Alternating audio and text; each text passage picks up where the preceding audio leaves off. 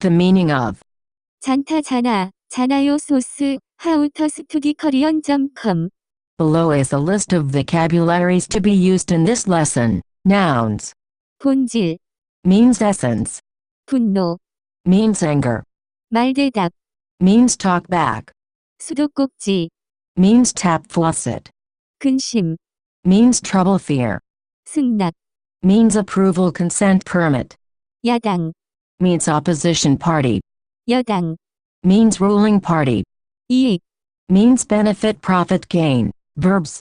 도입하다, Means introduce, not people. 반영하다, Means reflect mirror. 세다, Means leak out slip out. 재활용하다, Means recycle reuse, recycling. 수강하다, Means to take a course. 수료하다, Means to finish a course. 맞서다, Means stand up against oppose. Passive verbs. 종료되다, Means state of being off. 잡히다, Means passive for grab. Adjectives. 곧다, Means beautiful. 촌스럽다, Means for a style to look awkward. 꼼꼼하다, Means meticulous precise. Adverbs and other words. 전염성, Means contagiousness. Not a word in English. 결과론적으로, Means as it turns out. 식후, Means after a meal. 식전, Means before a meal. 한숨, Means short sleep. 전용, Means only. Placed after noun. 지극히, Means very extremely. 꼼꼼히, Means meticulously precisely. 하루하루, Means each and every day. Introduction. In this lesson you will learn how to end sentences with 잔타 자나, or. 자나요, Though this is a very common ending in conversational Korean, English speakers often cannot figure out exactly what it means. The main reason for this is simply because it is hard to translate directly into English. In this lesson, there will be many examples that describe specifically the situation where this grammatical form can be used. Let's get started. The meaning of. 잔타 자나, 자나요, As you may have heard by now, adding. 잔타, Usually conjugated to. 자나, Or. 자나요, To a word at the end of a sentence is very common in Korean. The meaning that this construction creates is very difficult to translate, but easier to describe. Therefore, when reading the examples of this usage in this lesson, pay more attention to the descriptions after the sentences that I provide than the actual translations. Attaching. 잔타, To a verb adjective at the end of a sentence creates the meaning that loosely translates to as you know. Don't forget that. In practice, this is used when you are talking to somebody who knows the fact that you just said, and you are asserting to this person that he/she knows or should know this fact. A common word that this is attached to, that you will hear all the time, is 맞다, to be right correct, plus, 잔타, 맞잔타, typically conjugated to, 맞잖아, or. 맞잖아요, 맞잖아요, I told you it was right. You should have known that this was right. Description of when this would be used. Imagine yourself with a friend, and somebody asks the two of you what the capital of Canada is. You say that the capital of Canada is Ottawa, and your friend says the capital is Vancouver. After debating for a bit, the person who asked you the question says that the capital of Canada is in fact Ottawa. In this case, you could say to your friend, 오타와 맞잖아, I told you Ottawa was right. You should have known that Ottawa was right. Similarly, if you know that the capital city of Canada isn't Vancouver, you could say to your friend, 밴쿠버 아니잖아, it's not Vancouver. You should know that it is not Vancouver. Let's look at another example with another word. 내일은 토요일이잖아요. 그래서 우리가 일찍 가야 될 것 같아요. You should know that tomorrow is Saturday, so we should probably go early. Description of when this would be used. Imagine yourself with a friend discussing what time you should go to the park tomorrow. Because tomorrow is Saturday, you know that there will probably be a lot of people at the park on Saturday. So, you can say to your friend, don't forget you should know that tomorrow is Saturday, so we should go early because of that. Let's look at another example. 나는 돈이 없잖아.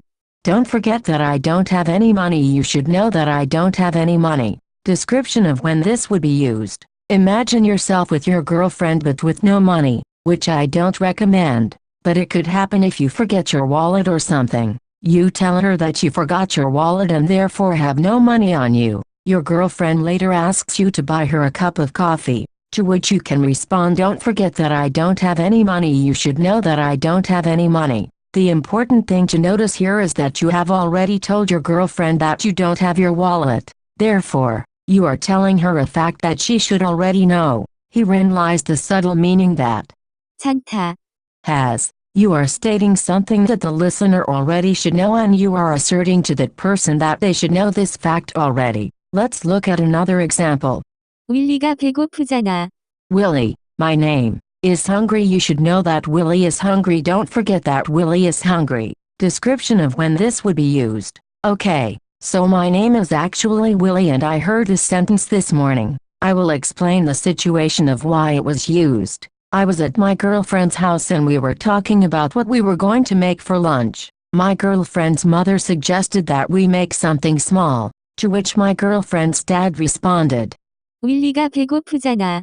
As I mentioned in the previous example, the important thing to remember with this meaning is that the listener should already know the fact that is being said. In this case, I am, actually, always hungry, and my girlfriend's father was making an assertion to his wife that don't forget, Willie eats a lot and is going to be hungry if we cook something small. Tilde 찬타, is also commonly used when you are telling a story to somebody. Usually, when telling a story, in any language, you need to provide some sort of backstory that is often common knowledge before getting to the actual story. An example of this could be, 제가 어제 회사에서 조금 아팠잖아요. 그래서 집에 가서 밥을 먹고 갑자기 토했어요. 그래서 병원에 갔어요.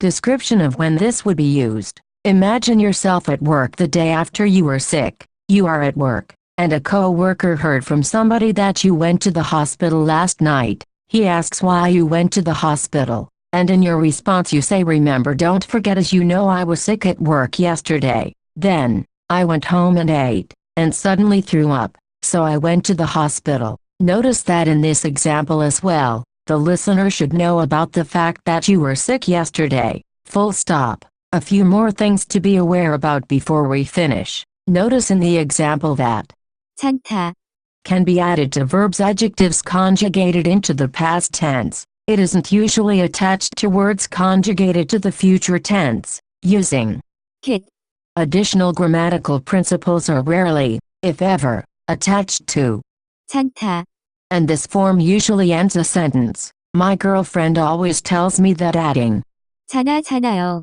to the end of a sentence makes it sound like you are being rude, mean, almost as if you are saying "I told you it was like that." Though she says this, I constantly hear people using 찬타, all the time without the emotion of being angry. Nonetheless, she is telling me that you should be cautious if using this form to an elder or to somebody who deserves high respect. In a recent lesson, you learned about 알다시피, and how it can be used to mean "as you know," though, 알다시피, and 찬타, have different usages. Their meanings are quite similar. Therefore, I suggest that if you want to use 찬타, to an elder, consider using 알다시피, first. For example, if your boss asked you why you were late for work yesterday, you could say, 제가 어제 아팠잖아요.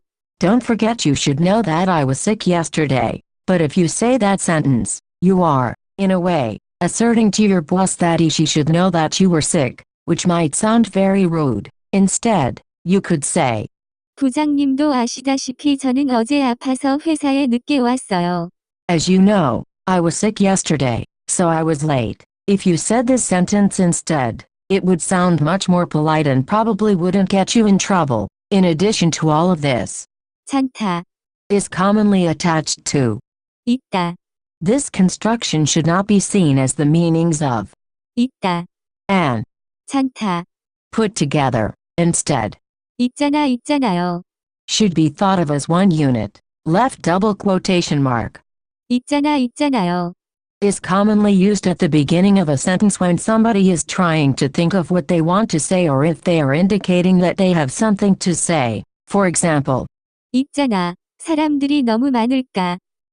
Do you think there will be too many people? That's it for this lesson. For more info, please visit howtostudakorean.com.